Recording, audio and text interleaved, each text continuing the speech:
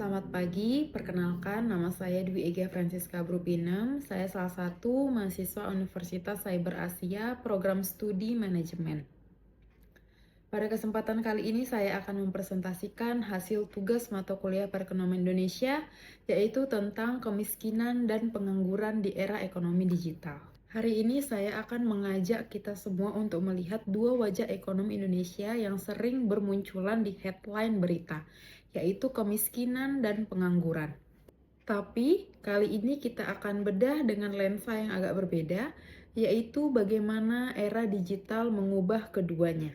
Yang menarik, pada presentasi saya kali ini, saya akan memakai data-data yang terbaru dari data BPS, Bank Indonesia, Kementerian Keuangan, maupun OJK.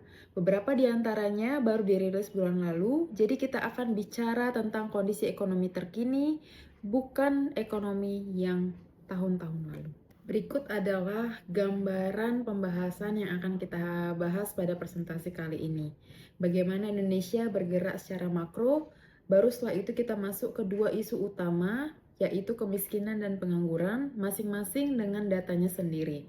Bagian yang paling seru menurut saya ada di tengah, yaitu bagaimana ekonomi digital, gig ekonomi, ojol, platform-platform yang mengubah wajah ketenaga kerjaan kita. Lalu kita tutup dengan menghubungkan semua ini ke teori ekonomi yang kita pelajari dan diakhiri dengan rekomendasi kebijakan konkret. Mari kita mulai dari kabar baiknya dulu. Ekonomi Indonesia tumbuh 5,61% di triwulan pertama tahun 2026. Dan ini angka yang melampaui proyeksi banyak lembaga internasional. Jika kita bandingkan dengan tahun-tahun sebelumnya di grafik ini, 2023 di angka 5,05% dan sempat stagnan, lalu sekarang melompat jauh signifikan. Apa yang mendorong ini? Ada dua hal yang mendorong terjadinya lonjakan persentase tersebut. Yang pertama, belanja pemerintah yang ekspansif. Sekitar 809 triliun dikeluarkan hanya di kuartal pertama. Dan sektor akomodasi serta makanan minuman yang tumbuh 13% lebih, tanda bahwa masyarakat kita kembali bergerak dan berbelanja. Potret kemiskinan nasional. Sekarang ke isu pertama kita, yaitu kemiskinan. Kita bisa lihat tren di grafik batang ini dari 10,14% penduduk miskin di Maret tahun 2021 terus menurun secara konsisten sampai dengan 8,25% di September 2025. Itu artinya ada sekitar 23,36 juta orang yang turun hampir setengah juta hanya dalam 6 bulan terakhir. Rasio Gini kita juga membaik ke 0,363, artinya ketimpangan pengeluaran sedikit mengecil. Tapi saya ingin Anda memperhatikan satu angka lagi. Kemiskinan di kota 6,6% dan di desa 10,72%. Ada gap yang cukup lebar di sana dan itu akan jadi benang merah kita nantinya.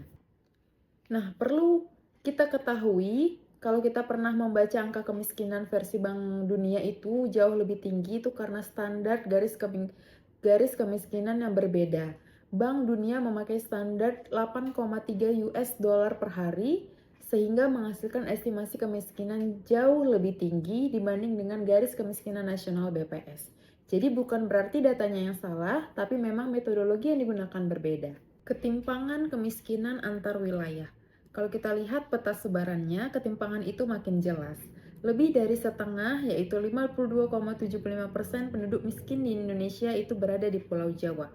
Bukan karena Jawa paling miskin secara persentase, tapi karena penduduknya paling padat. Sementara Kalimantan dengan penduduk yang lebih sedikit menyumbang porsi yang lebih kecil.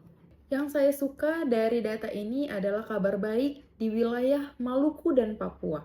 Penurunan kemiskinan tercepat turun 0,86% poin persentase dibandingkan dengan tahun lalu.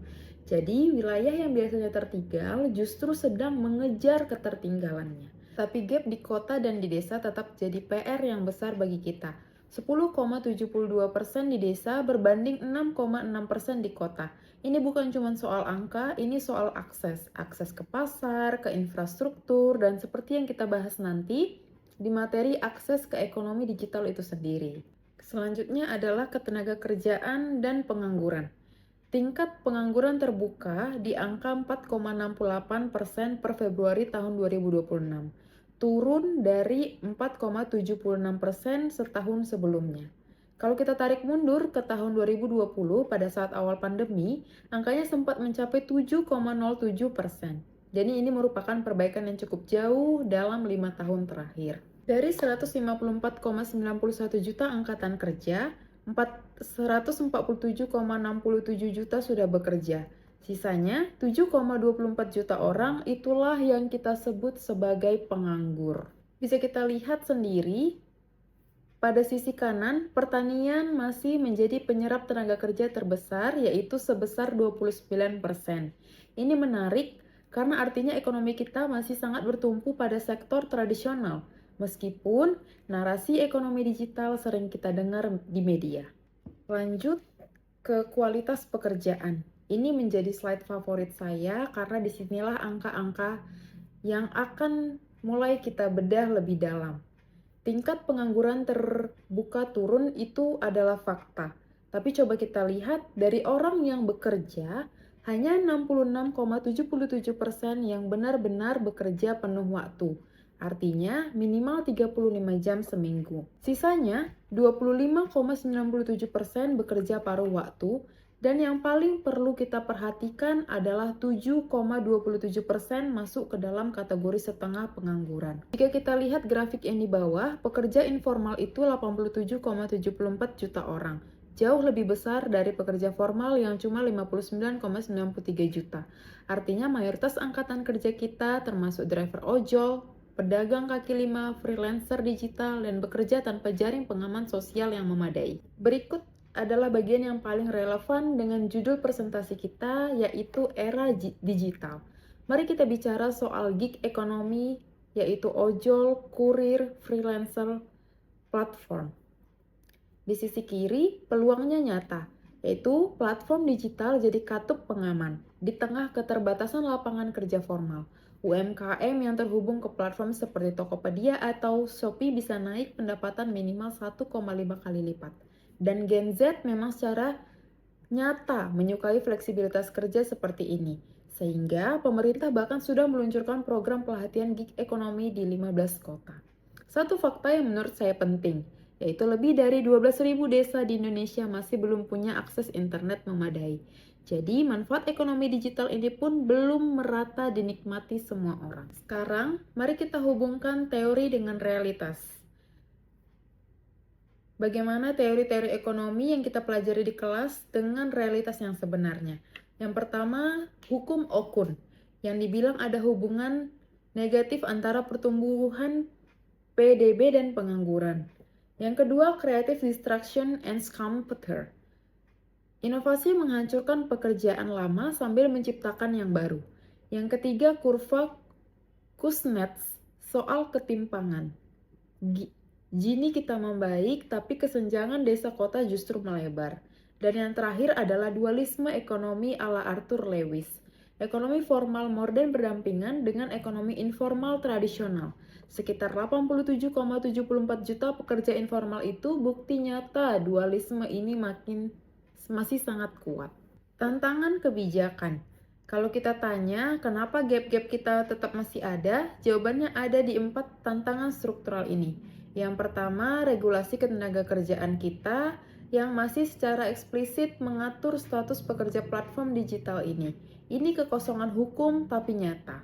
Yang kedua, gap pembiayaan UMKM. Belum tersentuh layanan keuangan formal menurut data OJK. Yang ketiga, kesenjangan infrastruktur, yaitu terdapat 12.000 desa tanpa internet yang memadai. Dan yang keempat, yaitu skill gap. Transformasi digital menciptakan permintaan kompetensi baru yang belum diimbangi kesiapan tenaga kerja kita. Dan inilah yang menjadi salah satu penyebab pengangguran friksional dan struktural yang kita lihat di data tadi. Berikut adalah solusi dan rekomendasi yang dapat saya sampaikan. Ini merupakan hal yang paling penting yang bisa kita lakukan. Yang pertama yaitu percepat regulasi, dukung RUU Perlindungan Pekerja Ekonomi Gig yang sedang dibahas. Dan yang kedua, perluas inklusi keuangan, kolaborasi dengan seluruh lembaga Kementerian Keuangan. Yang ketiga, pemerataan infrastruktur digital supaya manfaat ekonomi digital tidak hanya dinikmati di Jawa atau kota besar. Keempat, reskilling, dan link and match. Perluas pelatihan vokasi digital untuk menutup skill gap. Dan yang terakhir yaitu jaga sinergi antara fiskal dan moneter supaya momentum pertumbuhan sudah bagus tapi tetap terjaga secara berkelanjutan.